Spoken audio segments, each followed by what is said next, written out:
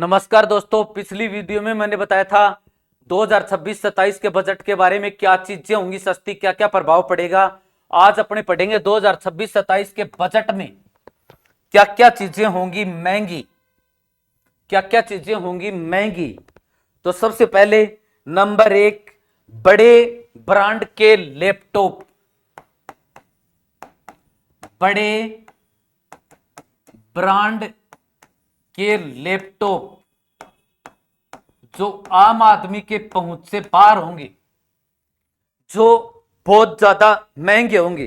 दूसरा, coffee roasting boring and vending मशीनें,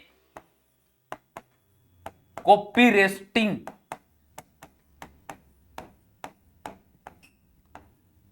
boring and welding मशीनें,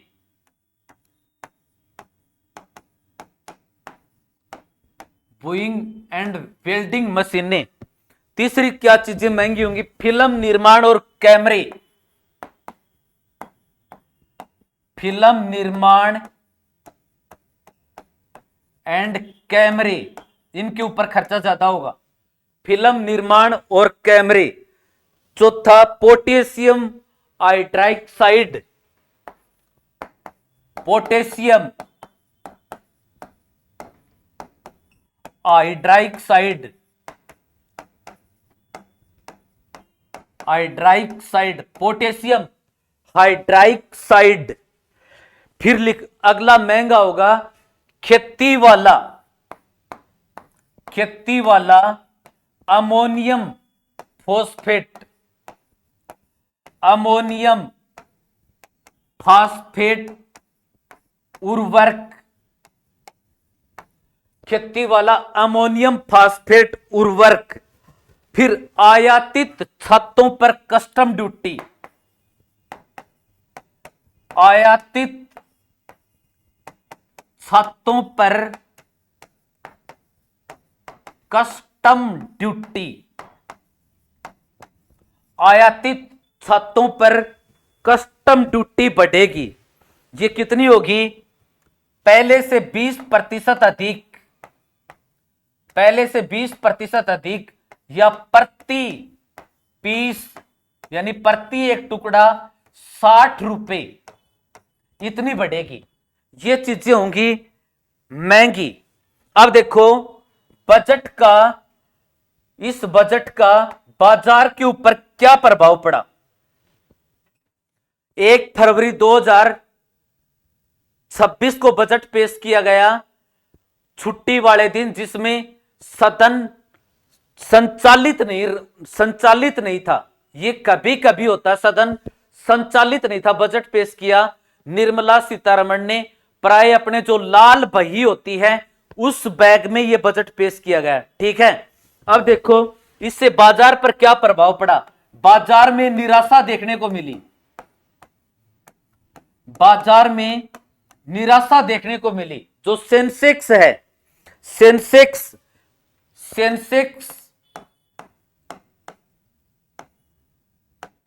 गिरकर 1546 पर पहुंच गया, यानी सेंसेक्स शेयर बाजार में गिरावट देखी गई, जो आज तक की सबसे कम थी। -1.88% गिरावट, जो किसी भी बजट के दौरान ऐसी गिरावट देखने को मिली नहीं। हां, 2020 में गिरावट हुई थी एक बार, 2020 में, वो भी 2 पॉइंट कुछ समथिंग थी, 2.4% गिरा था बाजार, 2% और 4% गिरा था बाजार। हालांकि शाम को सेंसेक्स फिर संभल गया था, और सेंसेक्स फिर संभल करके 1546.84 अंक पर फिर से पहुंचा, 1546.84 अंक के ऊपर फिर से पहुंचा। फिर देखो इसमें सबसे अच्छी बात क्या है, न्यू टैंक कंपनियों के अच्छे दिन आ गए हैं, न्यू टैंक कंपनियों के अच्छे दिन, जो निवेश करेंगी, न्यू टैंक कंपनियों के अच्छे दिन, जो सेमीकंडक्टर और डेटा सेंटर कंपनियों पर दांव खेला है भारत सरकार ने, सेमीकंडक्टर, कंडक्टर और डेटा कंपनियों पर दाव, कंपनियों पर दाव।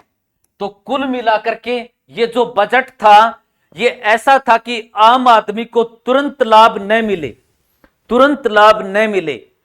विजन 2047 तक का लक्ष्य रखा गया था कि सतत लाभ न हो, 2047 तक भारत का निर्धारित लक्ष्य रखा गया।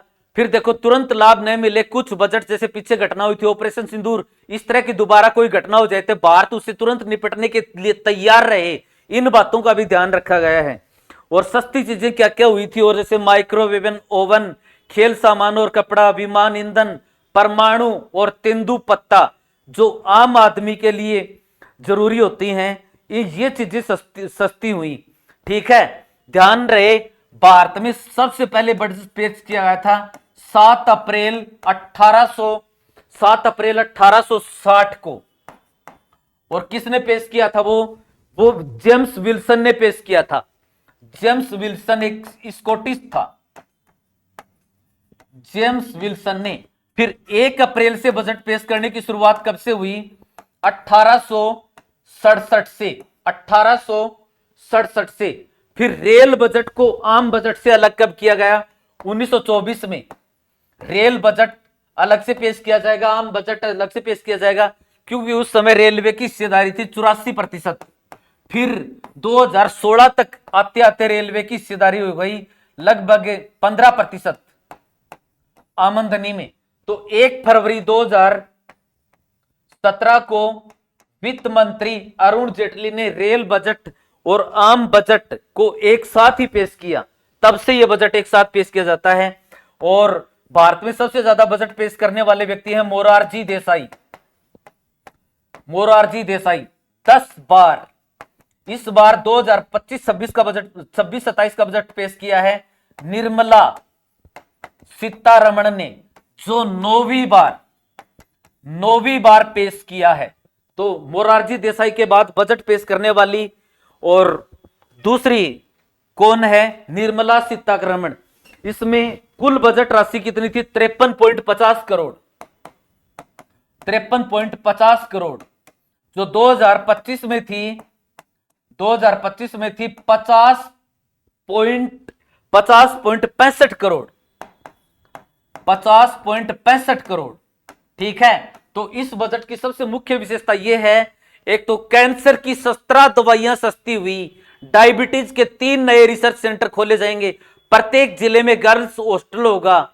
ठीक है, और आम आदमी के लिए जो चीजें होती हैं उन चीजों में राहत मिली है। सरकार ने 3 बड़े कर्तव्य निर्धारित किए, एक तो सबका साथ, सबके विकास वाले लक्ष्य को पूरा रखना, एक आर्थिक विकास को तेज और सतत बनाए रखना, और लोगों की आकांक्षाओं को पूरा करना, और 2020-30 तक 20 लाख पेशेवर रोजगार तैयार करना।